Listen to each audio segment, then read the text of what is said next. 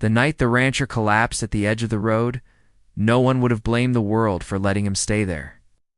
The sky was heavy with storm clouds, his boots were split at the seams, and every step he took felt like dragging the weight of his whole life behind him. He had spent 30 years giving everything to land that no longer gave anything back. His name was Caleb Ward, and that night he truly believed he had nothing left to lose. Caleb had once owned one of the most respected ranches in the county. It wasn't rich land, but it was honest land, and he worked it the way his father had. Taught him before sunrise, after sunset, hands cracked, back bent, heart stubborn. Then came the drought. Then the bank notices. Then the phone calls that stopped coming. His wife had passed years earlier, and his only son had left for the city, carrying anger. Caleb never learned how to soften. When the foreclosure finally came, it felt less like losing property and more like being erased. He packed what little he could into an old truck that coughed more than it ran.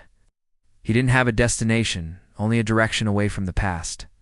By the time the truck gave out on a back road lined with cottonwoods, Caleb's body was running on nothing but pride. When his knees finally buckled, he fell hard into the dust, the storm beginning to spit cold rain on his face. That was when a pair of headlights cut through the darkness. The car slowed and stopped. A woman stepped out first, her hair tied back, her jacket thrown over a pair of pajamas. Behind her came another woman, taller, cautious, holding a flashlight. They didn't know Caleb. They didn't know his story. All they saw was a tired, broken man who looked like he might not make it through the night. "My name's Emma," the first woman said gently, kneeling beside him. "Can you hear me?" Caleb tried to answer, but the words stayed trapped in his chest. The second woman, Rosa, exchanged a look with Emma that needed no discussion. Between the two of them, they lifted him into the back seat, soaking their clothes as the storm finally broke. Emma and Rosa were single mothers living together in a small farmhouse not far from the road. Emma had 2 young boys. Rosa had a teenage daughter who barely spoke anymore. Life hadn't been kind to either of them, but they had learned how to survive by leaning on each other. Taking in a stranger wasn't part of the plan, but something about Caleb's hollow eyes made it feel like the only right thing to do. They laid him on the couch, wrapped him in blankets, and sat up through the night, listening to the storm and his uneven breathing. In the morning, Caleb woke to the smell of coffee and something warm cooking on the stove.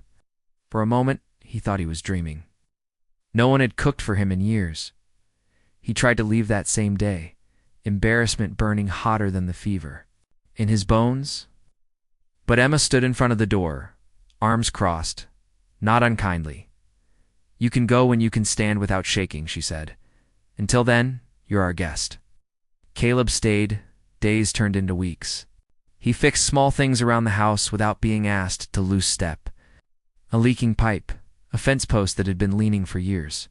He didn't talk much, but when the kids asked questions, he answered softly, teaching them how to tie knots, how to listen to the wind before rain.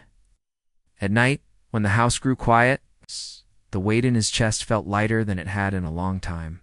Emma and Rosa noticed the sadness he tried to hide. They saw the way he stared into nothing, the way his hands trembled when he thought no one was looking. They never pushed him to explain. Instead, they gave him space and kindness in equal measure. Then one afternoon, everything changed. Caleb came back from town to find the house unusually silent. The kids were gone. The car was missing. On the kitchen table sat a single envelope, with his name written carefully on the front. His stomach dropped as he opened it, fear rushing in where peace had been growing. Inside was a letter. "Caleb, you once told the boys that a man's worth isn't measured by what he owns, but by what he builds in others. You probably didn't realize how much you were building in us. We know you've lost your ranch. We know you think your best days are behind you. You're wrong. There was more. Pages, actually. Words of gratitude, of love, of things he didn't know he had given simply by being there." His hands shook as he reached the bottom. "Come outside." Confused, Caleb stepped onto the porch. The field behind the house, once overgrown and useless, had been transformed. Fresh fencing, newly turned soil, A small barn repaired and painted. Kids ran toward him, laughing, and behind them came Emma and Rosa, smiling through tears. Rosa spoke first. We pooled everything we had. Savings, help from friends.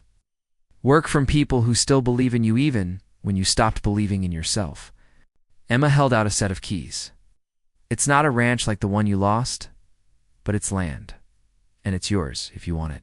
It's not as charity, it's a future. Caleb's knees nearly gave out again, but this time it wasn't from exhaustion. It was shock, gratitude, a kind of love he hadn't felt since his wife was alive. He tried to speak, but his voice broke completely. The first time in years, Caleb Ward cried without shame. He stayed not just as a guest, but his family. Together, they built something stronger than any ranch he had ever owned. The land flourished, yes, but more importantly, so did the people on it. Caleb found purpose again, teaching, guiding, belonging. Emma and Rosa found stability and hope. The children found a father figure who showed them what resilience looked like. Sometimes life takes everything from you so it can show you what truly matters. Caleb thought he had been taken in out of pity. What he learned was far more shocking and far more beautiful. He had been taken in by love.